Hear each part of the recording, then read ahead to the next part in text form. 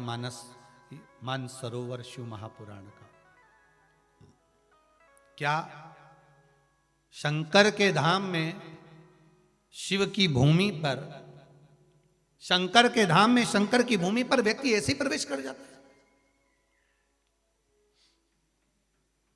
ऐसे ही पहुंच जाता है? महाराज, भगवान शिव कहते हैं नहीं। देखो पार्वती, कोई सोचे कि ये साधु है, ये सन्यासी है, ये तपस्वी है, ये साधक है, ये उपासक है, ये भगवंत है, तो ये बैकुंठ जाएगा, ये पक्का नहीं है कि बैकुंठ जाएगा। और किसी को लगता है कि ये बहुत बेकार कर्म कर रहा है, ये नरक जाएगा, तो ये भी पक्का नहीं कि नरक जाएगा। देवराज का चरित्र पहले दिन की कथा में कहा था, मरने के बाद कहां चले गया? बैकुंठ। क्यों गया? कि माता जी ने एक लोटा पानी चढ़ाया था शंकर जी को, चले गए। एक लोटा पानी माता जी ने चढ़ाया, उसका फल मिल गया। शिव जी ने एक सुंदर संवाद नंदन वन प्रवेश में कहा, सुनो पार्वती, एक साधु, एक सन्यासी, एक तपस्वी, एक साधक,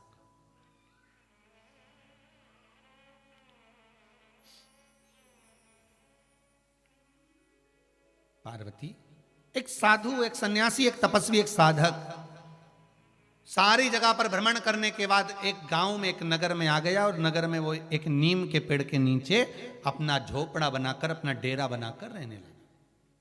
पार्वती, जिस नीम के पेड़ के नीचे वो रह रहा था, सामने ही उसके एक वेश्या का भवन था। उस वेश्या के भवन को किसी ने आकर संत से कह दिया, आप जहां रह रहे हो आपके सामने वेश्या का भवन है।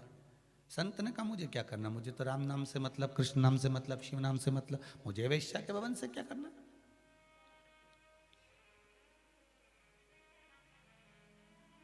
संत लगे। अब संत माला जपते जपते माला की पोटली को निकालें और एक पत्थर उठा के पास में रख लें, फिर एक पत्थर उठाएं, फिर पास में रख लें, फिर पत्थर उठाएं, फिर पास में रख लें। अब तो एक दिन में 25-25, 30-30 पत्थर संत के झोपड़े में, उनके पास में, जहां वो धुनी रमा रहे थे, माला पकड़ के जहां चिमटा रखा धुनी रमाए, उसके पास में पत्थर का ढेर लगता गया।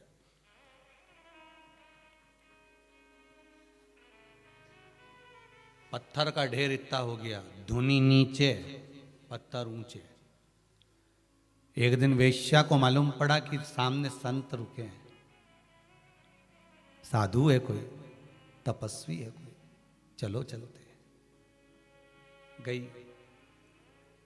वैश्या ने जाकर संत को प्रणाम करा, गुरुदेव आप मेरे भवन के सामने हो, कल्याण हो गया मेरा, कृपा कर दी बाबा ने मेरे पर, बड़ी दया कर दी गुरुदेव, बड़ी करुणा कर दी आज बाबा ने मुझ पर। इतने में संत ने कहा, ए वैश्या, ये तुझे पत्थर का जो ढेर दिख रहा है ना, ये कोई साधारण पत्थर का ढेर नहीं है। तेरे जैसी दुनिया में कोई पापन नहीं हो सकती, तेरी जैसी दुनिया में कोई पापी नहीं हो सकता। ना जाने कितने पुरुषों का जीवन बर्बाद कर दिया तूने। तेरे घर में जितने पुरुष प्रवेश करते थे, मैंने गिनती ये इतने लगा लिए ढेर। जब जब पुरुष तेरे घर में जाते थे, मैं एक पत्थर उठाकर रखते जाता था। काउंट कर, जोड़ कि कितना पाप करा होगा तूने, कितने पत्थर ढेर लगे, कितना कितना पाप करा तूने। ये ढेर लगा हुआ है तेरे पापों का, ये तेरे पाप हैं, ये तेरे पाप कर्म है, इतना ढेर लगा हुआ है, देख ले, ये ढेर लगा है तेरे पास। बहुत बड़ी पापन है तू, भुगतेगी तू, नरक पड़ेगी तू, तेरे को तेरे कर्म का भोग भोगना पड़ेगा, तू पापी है। वैश्या ने गुरु के चरण पकड़ लिए, गुरुदेव मुझे क्षमा कर दो, मुझे क्षमा कर दो गुरुदेव, गलती हो गई, क्षमा कर दीजिए गुरुदेव, क्षमा कर दीजिए। क्षमा करो गुरुदेव। गुरुजी ने कहा कभी क्षमा नहीं कर सकते, तेरा पाप कभी नहीं कट सकता, तू पापन है, रहेगी और मरने के बाद तुझे नरक जाना पड़ेगा, निकल जाए यहां से। वैश्या की आंख में जल भर गया, घर गई, घर जाकर आज खूब रोई और रोते रोते भगवान से विनती करी, भोलानाथ बाबा, बाबा माम्बे जगदम्बे, हे भवानी माँ, गलती हो गई, क्षमा कर दो। रोती जाए, प्राश्चित करती जाए, भगवान के सामने गिड़गिड़ाए, मैं पापी हूं, मैंने पाप किया है, बहुत बेकार हूं मैं, बहुत पाप कर्म किया है, बाबा मुझे क्षमा करो, भोलेनाथ मुझे क्षमा करो, परमात्मा मेरी दया करो, भगवान मेरे को क्षमा करो, क्षमा करो, क्षमा करो, क्षमा करो। भगवान को याद करती करती करती करती करती करती उसके प्राण छूट गए। प्राण छूटे और छूटते ही इतनी देर में बैकुंठ से विमान आ गया और इसको लेकर बैकुंठ चले गए। बैकुंठ, वैश्या कहां चली गई? बैकुंठ।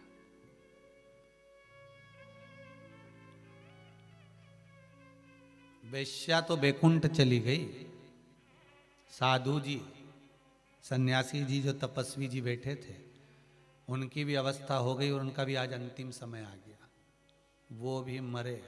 यम के दूत सामने खड़े थे। साधु ने कहा मैं संत हूं, मैं साधु, मैं सन्यासी, मैं तपस्वी, मैं साधक, मैं उपासक, मैं भगवान का भजन करता हूं, तुम कौन हो? यमदूत। तो संत ने कहा, साधु ने कहा, यमदूत मेरे लिए? मेरे लिए तो बैकुंठ से विमान आना चाहिए, मेरे लिए तो भगवान विष्णु के पार्षद आना चाहिए, मेरे लिए शंकर के गण आना चाहिए, और तुम मेरे को लेने आए हो? यमदूत का काम क्या मेरे पास में? नहीं, यमदूतों ने कहा तुम्हें तो नरक भोगना पड़ेगा, और एक नरक नहीं 94 नरकों में जाकर भोगना पड़ेगा तुमको। साधु कहते हैं मैं सन्यासी, मैं साधु, मैं तपस्वी, मैं साधक, मेरे बराबर संत कोई नहीं हुआ, और तुम मुझे नरक ले जा रहे हो। इतने में यमदूतों ने कहा हमसे मत बोलो, चित्रगुप्त महाराज से बोलना। चित्रगुप्त महाराज को बुलाओ। चित्रगुप्त महाराज को बुलाया। वो जीवात्मा कहती है कि मैंने कभी गलत नहीं किया, तो फिर मुझे नरक क्यों भोगा जा रहा है? चित्रगुप्त जी महाराज ने कहा तुम साधु होकर, संत होकर, सन्यासी होकर, तपस्वी होकर दूसरे के अवगुणों की गिनती लगा रहे थे।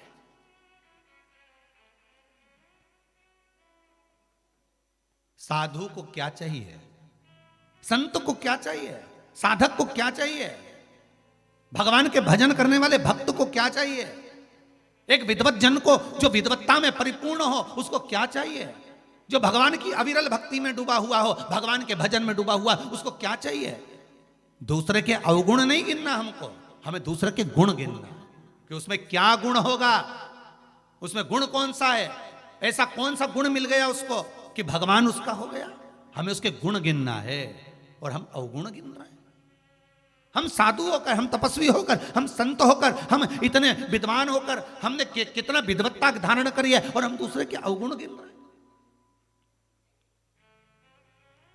साधु कहता है मुझे तो बैकुंठ जाना था, नरक क्यों? क्योंकि तुमने अवगुण गिना है। मां बैठकर तुम माला जप जरूर रहे थे, पर एक एक पत्थर उठाकर तुम अवगुण गिन रहे थे कि उसके घर में कितने गए, कितने गए। हमारी भी आदत हो गई है ऐसी, संसार के कई लोग ऐसे हो गए, वो केवल दूसरे के घर का अवगुण ही गिनते हैं। कहाँ से आ रहा है, हराम का कितना आ रहा है, कौन क्या कर रहा है, उनका बेटा कहाँ गया, उनकी बहू कहाँ गई, उनके रिश्तेदार कहाँ गए, उनके नातेदार कहाँ गए, उन्होंने क्या बोला क्या नहीं बोला। विद्वान से विद्वान होकर भी हम अगर दूसरे के अवगुण निकाल रहे हैं तो हमारे लिए स्वर्ग का रास्ता नहीं खुला है, हमारे लिए स्वर्ग नहीं।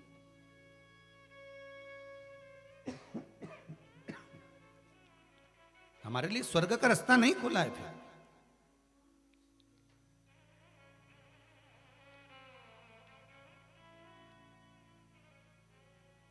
किसी के भीतर भी देखना तो गुण देखना, गुण देखिए। आखिर क्या कारण है जो दुनिया के लोग शंकर की भक्ति में डूब गए?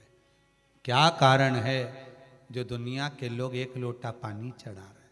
क्या कारण है कि बाबा ने मुझे अपने धाम में बुलाया? क्या कारण है कि वो शिव की भक्ति में डूब गए।